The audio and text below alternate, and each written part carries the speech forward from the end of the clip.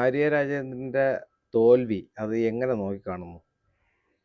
ആര്യ രാജേന്ദ്രന്റെ തോൽവി ഞാൻ എങ്ങനെ നോക്കി കാണണമെന്ന് വെച്ചാൽ, എൻ്റെ ജീവിതം തന്നെ ഒരു ഒരു പടുകൂറ്റം കുടിക്കകത്ത് കൊണ്ട് തള്ളിയിട്ട പോലെ ആക്കിയത്. പിന്നെ എൻ്റെ ജീവിത സാഹചര്യങ്ങൾ മൊത്തത്തിൽ തന്നെ അവതാളത്തിലാക്കി. കുഞ്ഞിൻ്റെ പഠനം, ബാക്കിയുള്ള കാര്യങ്ങളെല്ലാം ഇപ്പോഴും ആ ഒരു കരകയറിയിട്ടില്ല ആ ഒരു അവസ്ഥ. ഉം.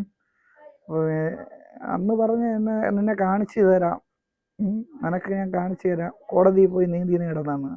കോടതിയിൽ പോയാൽ പോലും നിനക്ക് നീതി കിട്ടൂല എന്നുള്ള അവസ്ഥയിലാണ് അന്ന് സംസാരിച്ചത്. കേസ് കൊടുത്ത് നീതി നേടാനാണ് അന്ന് പറഞ്ഞത്. അപ്പം അത് പ്രതിയാണ് ഞാൻ പിന്നെ കേസിന് പോയതും. പിന്നെ നമ്മളെ പോലെയുള്ള പാവങ്ങളെ ഒക്കെ എലക്ഷൻ ഈ എലക്ഷനിലുണ്ടായ തിരിച്ചടി എന്ന് വെച്ചാൽ നമ്മളെ പോലെ എനിക്കുണ്ടായതുപോലെ തന്നെയാണ് ബാക്കിയുള്ളവർക്കും ഉണ്ടായി കാണും. അതിൻ്റെ തിരിച്ചടികളാണ് ഈ ഉണ്ടായതെന്നാണ് എനിക്ക് തോന്നുന്നത്. ഇപ്പം BJP കോർപ്പറേഷൻ പിടിച്ചല്ലോ, അതായത് ഒരു വൻ വിജയം തന്നെയാണ്. ആരെങ്കിലും താങ്കളെ വിളിക്കുകയോ BJP-ന്നോ ആരെങ്കിലും വിളിക്കുകയോ ബന്ധപ്പെടുകയോ വല്ലതും ചെയ്തിട്ടുണ്ടായിരുന്നു? ഇല്ല, ആരും വിളിച്ചിട്ടില്ല. വിളിച്ചിട്ടില്ല. BJP-ന്ന് ആരും വിളിച്ചിട്ടില്ല. BJP-ന്ന് എന്നെ ചാനലുകാരല്ലാതെ ഇപ്പോൾ 2-3 ചാനലുകാർ വിളിച്ചല്ലാതെ വേറെ ആരും വിളിച്ചിട്ടില്ല. BJP-ന്ന് ഇതുവരെയ്ക്കും ഈ നിമിഷം വരെ വിളി വന്നിട്ടില്ല ആരും. ഈ കേസിൽ നിന്ന് ഇവർ രണ്ടിനെ ഒഴിവാക്കി. ഇപ്പം വക്കീൽ എന്താണ് പറഞ്ഞത്, ഇനി കേസ് ഇതിന് മുമ്പോട്ട് എങ്ങനെയായിരിക്കും? കാര്യം ഇനിയിപ്പം ആര്യ ആര്യ രാജേന്ദ്രൻ ഇലക്ഷന് മുമ്പ് തൊട്ട് മുമ്പ് ഭരണം പോകുന്നതിന് തൊട്ട് മുമ്പാണ് അവരെ കേസിൽ നിന്ന് ഒഴിവാക്കിയത്. പക്ഷെ ഇനി അവരെ വീണ്ടും കേസിലെ കൂട്ടുപ്രതിയോ അല്ലെങ്കിൽ അങ്ങനെ ആക്കാൻ വക്കീൽ അങ്ങനെ എന്തെങ്കിലും ഓപ്ഷൻ ഉണ്ടോ? കാരണം ഇപ്പം പിൻബലമില്ല, പാർട്ടിയുടെ പിൻബലമില്ല, കഴിഞ്ഞുമല്ല. കൂട്ടുപ്രതിയല്ല, അതല്ലാതെ പ്രൈവറ്റ് കംപ്ലൈന്റ് കൊടുത്തു. 20-ാം തീയതി മൊഴി കൊടുക്കുകയാണ്. ഈ വരുന്ന 20-ാം തീയതി മൊഴി കൊടുക്കുകയാണ്. കൂട്ടുപ്രതിയല്ല, പ്രൈവറ്റ് കംപ്ലൈന്റ്. 1-ാം പ്രതി ആര്യ രാജേന്ദ്രൻ, 2-ാം പ്രതി സച്ചിൻ ദേവ്, 3-ാം പ്രതി സഹോദരൻ, സഹോദരൻ്റെ ഭാര്യ, ഒരു ഒരു അവരൊരു ഒരു കന്യാകുമാരി ഡിസ്ട്രിക്റ്റിലുള്ള ഒരാൾ പോലീസ് കണ്ടെത്തിയ, എൻ്റെ കേസിൽ ആകെ കണ്ടെത്തിയ ആ ഒരു അദൃശ്യമായിട്ടുള്ള ഒരാളെ കണ്ടുപിടിച്ചു. അതായത് 5-ാമത്തെ കന്യാകുമാരി ജില്ലയിലുള്ള, അത് നീ സഹോദരനാണോ ബിനാമിയാണോ എന്താണെന്ന് അറിയാം, സഹോദരനെന്നാണ് അന്ന് മേയർ പറഞ്ഞിരുന്നത്. ആര്യ രാജേന്ദ്രൻ, മേയറല്ല സോറി, ആര്യ രാജേന്ദ്രൻ പറഞ്ഞിരുന്നത്. അപ്പോൾ അതിൽ കൂടെ നമ്മളിപ്പോൾ എക്സ്ട്രാ ഈ കേസിൽ കൊടുത്തിട്ടുള്ള 6-ാം പ്രതി കണ്ടക്ടറിനെ കൂടെ ഉണ്ട്. നേരത്തെ 5-ാം പ്രതിയേ ഉണ്ടായിരുന്നുള്ളൂ, ഇപ്പോൾ 6 പ്രതികളുണ്ട്. കണ്ടക്ടറോട് ചേർത്ത് പ്രൈവറ്റ് കംപ്ലൈന്റ് കൊടുത്തിട്ടുണ്ട്. ഈ പ്രൈവറ്റ് പ്രൈവറ്റ് കംപ്ലൈന്റ് കോടതിയിൽ കൊടുക്കുമ്പോൾ നിങ്ങളെ കയ്യിൽ നിന്ന് തന്നെ ഒരുപാട് പൈസ ആവത്തില്ലേ? പൈസയാവും. പിന്നെ കുറേയൊക്കെ വക്കീല് ഫീസ് വാങ്ങുന്നില്ല, ഇപ്പൊ വാങ്ങുന്നില്ല. എന്തെന്ന് വെച്ചാൽ പൈസ എന്തെങ്കിലും കിട്ടുന്ന അവസ്ഥയിൽ തന്നാൽ മതി. കോടതി പരിഗണിക്കുമോ? കാര്യം നിലവില് കോടതി തന്നെ ഒഴിവാക്കിയ 2 വ്യക്തികളാണ് സച്ചിൻ ദേവ്. കോടതിയല്ല ഒഴിവാക്കിയ, പോലീസുകാരാണ് ഒഴിവാക്കിയത്. അത് കോടതി പോലീസുകാര് തെളിവ് കൊടുക്കാത്തോണ്ട് തെളിവ് അല്ലല്ല, കോടതി പോലീസുകാർ ഈ 1-2 പ്രതികളെ ഒഴിവാക്കി. അവർ MLA മേയറും ആയതുകൊണ്ട് ഒഴിവാക്കി എന്ന് പറഞ്ഞ് പോലീസ് റിപ്പോർട്ട് കൊടുത്തതിന്റെ അടിസ്ഥാനത്തിലാണ് കോടതി പറയുന്നത്. അല്ലാതെ കോടതിക്ക് ഒരു റോളും ഇല്ല ഈ അന്വേഷണമായിട്ടുള്ള. കോടതി എന്ന് പറഞ്ഞാൽ അന്വേഷണം ഒരു വിങ് ഇല്ല കോടതിക്ക്. പോലീസുകാരെന്താണോ പറയുന്നത്, പോലീസുകാർ അങ്ങനെയല്ലേ പറയുള്ളൂ.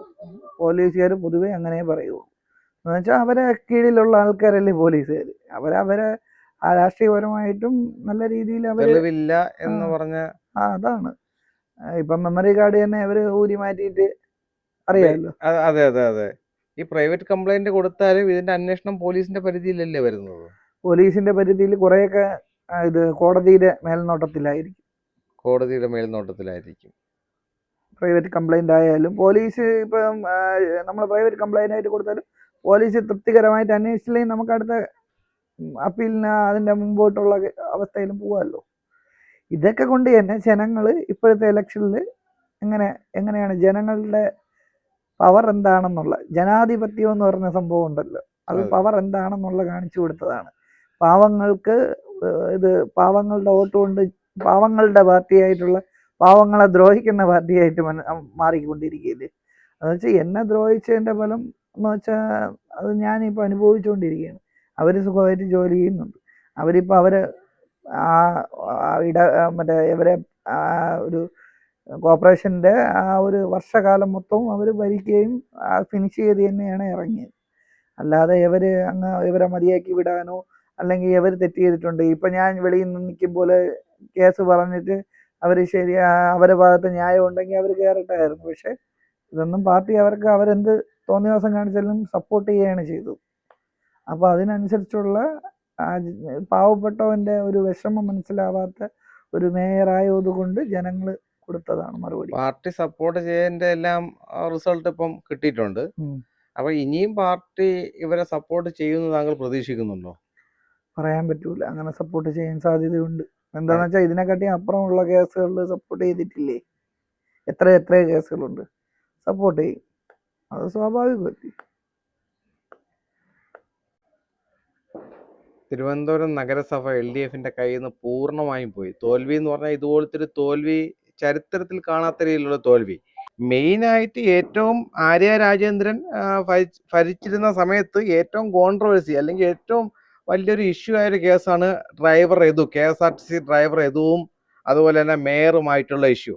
ഈ തോൽവിയും അതിനൊരു കാരണമാണോ അതോ തോൽവിക്ക് കാരണം ഇത് തന്നെയാണോ? ജനങ്ങൾ തിരിച്ചടിച്ചു തുടങ്ങിയോ?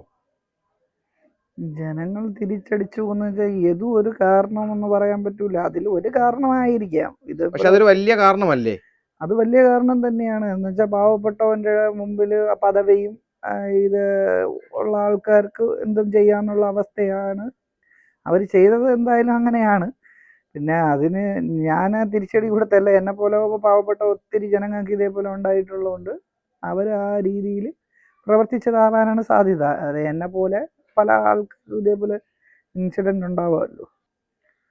ആര്യ രാജേന്ദ്രൻ തോൽക്കാനല്ല, കോർപ്പറേഷൻ എന്ന് പറഞ്ഞു കഴിഞ്ഞാൽ ആര്യ രാജേന്ദ്രന്റെ ഒരു അത് കോർപ്പറേഷൻ തോറ്റു കഴിഞ്ഞാൽ ഇത്രയും നാൾ ഭരിച്ചിരുന്നത് ആര്യ രാജേന്ദ്രൻ ആണല്ലോ. അപ്പൊ അതിന്റെ ഉത്തരവാദിത്വം ആർക്കാണ്? ഉത്തരവാദിത്വം മേയറിന് തന്നെയായിരുന്നു. പഴയ മേയർ എന്നേ പറയാൻ പറ്റുള്ളൂ. ഇപ്പൊ മേയർ അല്ലല്ലോ, പഴയ മേയറിന് തന്നെയാണ് ഉത്തരവാദിത്വം. എന്താന്ന് വെച്ചാൽ അവർ കാണിച്ച ധാർഷ്ട്യവും കാര്യങ്ങളും കൊണ്ടും ഈ ഒരു ജനങ്ങളുടെ അടുത്ത് പാവപ്പെട്ട വീട്ടിൽ നിന്ന് വന്നിട്ട് പാവങ്ങളുടെ കൂടെ നിൽക്കാതെ ഉള്ള പ്രവൃത്തിയും ബാക്കിയുള്ളവരെ ഒരുമാതിരി താഴെ തട്ടിലുള്ള ആൾക്കാരായിട്ട് ഇങ്ങനെ കാണുന്നതിൻ്റെ ഫലമാണ്. എന്താ വെച്ചാൽ ജനങ്ങളുടെ പവർ എന്ന് പറഞ്ഞാൽ ഈ ഇലക്ഷൻ ടൈമിനാണ് കിട്ടുന്നത്. അത് അവർ ആലോചിക്കാതെ പ്രവർത്തിച്ചതിൻ്റെ കുഴപ്പമാണ്. ഇപ്പം റീസെൻ്റ്ലി അവരെ കൂടെ ഉണ്ടായിരുന്ന തന്നെ ആരോഗ്യ സ്റ്റാൻഡിംഗ് കമ്മിറ്റി ഒരു പോസ്റ്റ് ഇട്ട്, താങ്കൾ ശ്രദ്ധിച്ചോന്ന് അറിയത്തില്ല. അതായത് അവരെ കൂടെ ഉണ്ടായിരുന്നു, ഇത്രയും കാലം അവരെ കൂടെ ഉണ്ടായിരുന്ന എല്ലാ പ്രവർത്തനങ്ങൾക്കും കൂടെ ഉണ്ടായിരുന്ന ആരോഗ്യ കമ്മിറ്റി ചെയർപേഴ്സൺ ആണെന്ന് തോന്നുന്നു, ആരോഗ്യ കമ്മിറ്റി സ്റ്റാൻഡിംഗ് കമ്മിറ്റി, അവർ ആര്യ രാജേന്ദ്രൻ അല്ലെങ്കിൽ മേയറെ കുറ്റപ്പെടുത്തി അവരുടെ ധാർഷ്ട്യം അല്ലെങ്കിൽ ആ രീതിയിൽ അവര് പോസ്റ്റ് ഇട്ടിട്ടുണ്ട്. ഗായത്രി ബാബു അതെ, ഗായത്രി ബാബു. പാർട്ടിയേക്കാൾ വലുതാണെന്ന ഭാവം താങ്കളുടെ കയ്യിൽ അതിന്റെ സ്ക്രീൻഷോട്ട് ഉണ്ടോ? അത് ഡിലീറ്റ് ചെയ്ത് കുറച്ച് നേരത്തെ മുമ്പ് തന്നേക്കാൾ താഴ്ന്നവന്റെ പുച്ഛഭാവം എന്ന് പറഞ്ഞ് ഉണ്ട്. ഒരു മിനിറ്റ്, അങ്ങനെ വെച്ചോണേ. ഓക്കെ എന്റെ കയ്യിലുണ്ട്. അതെ ഇത് തന്നെ. അപ്പൊ അത് അവർ കറക്റ്റ് ആയിട്ടുള്ള കാര്യമാണ് പറഞ്ഞത്. താഴ്ന്ന ആൾക്കാരുടെ അടുത്ത് ഒരു പുച്ഛഭാവം, അത് ആ മൈൻഡിൽ പോയോണ്ടാണ് ഇത്രയും മാത്രം ജനങ്ങൾ പ്രതികരിച്ചതാണ്. ജനങ്ങളെന്ന് പറഞ്ഞാൽ ജനങ്ങളെ വോട്ട് മേടിച്ചല്ലേ, അപ്പൊ ജനങ്ങളുടെ ദാസനാണ്. ജനങ്ങൾ അവസാനം യജമാനെ പോലെ കാണേണ്ട അവസ്ഥ വരില്ലേ? മനസ്സിലായ? താങ്കൾക്കൊരു കഷ്ടകാലം ഉണ്ടായിരുന്നു, ഇനി അങ്ങോട്ട് കഷ്ടകാലം എന്ന് വെച്ചാൽ ഇപ്പോഴും ആ കഷ്ടം ഞാൻ ബുദ്ധിമുട്ടാണ്. ആ കഷ്ടത്തിന്റെ പേരിൽ ഞാൻ ഇപ്പോഴും ബുദ്ധിമുട്ടിക്കൊണ്ടിരിക്കുകയാണ്. ഒരു കഷ്ടകാലം ഉണ്ടായിരുന്നു എന്നല്ല, ഇപ്പോഴും ആ അവസ്ഥയിൽ തന്നെയാണ്. ഇപ്പോഴും സ്ഥിരമായിട്ട് ഒരു ജോലിയില്ല, വരുമാനം ഇല്ലാതെ ഇങ്ങനെ നടക്കുകയാണ്, കോടതിയും കേസുമായിട്ട് നടക്കുകയാണ്. കുഞ്ഞിൻ്റെ ഫീസ് പോലും ഇപ്പോഴും ബുദ്ധിമുട്ടാണ്. ആദ്യം എല്ലാ പാർട്ടിക്കാരും എല്ലാവരും സപ്പോർട്ടായിട്ടുണ്ടായിരുന്നു. ഇപ്പം ഞാൻ ഒറ്റയ്ക്കാണ് അനുഭവിക്കുന്നത്. എല്ലാവരും പറയുന്ന പല വീഡിയോയിലും കമൻറ്റിൽ കാണുന്നു, നിങ്ങളെ ഹീറോ ഇപ്പോൾ എന്ത് ചെയ്യുന്നു എന്ന് പറഞ്ഞ ഒരാൾ കമൻറ്റ് ചെയ്യുന്നത്. അത് പോരാളി ഷാജി എന്നാണ് പേര്. അത് ചുവപ്പ് കൊടിയും വെച്ചിട്ട് ആണ് കാണിച്ചിരിക്കുന്നത്. അപ്പം ഇത് നാളെയും അവരെ കുടുംബത്തിലുണ്ടാവും ഈ പോരാളി ഷാജി. താങ്കൾക്ക് ഇപ്പൊ ചോദിക്കാല്ല, പോരാളി ഷാജി എടുത്ത് പിണറായി വിജയനും ബാക്കിയുള്ള മേയർ ആര്യ രാജേന്ദ്രൻ ഇപ്പൊ എന്ത് ചെയ്യുന്നു? അത് ഞാൻ ചോദിച്ചു കഴിഞ്ഞാൽ അവര് ഞാനും തമ്മിലുള്ള വ്യത്യാസം മനസ്സിലാവൂലേ? അവരും ഞാനും തമ്മിലേ. അപ്പൊ അതൊരു വലിയൊരു ഇതല്ലേ. താരതമ്യം ചെയ്യുമ്പോഴേ അവരും ഞാനും ഒരേപോലെ ആവൂലേ?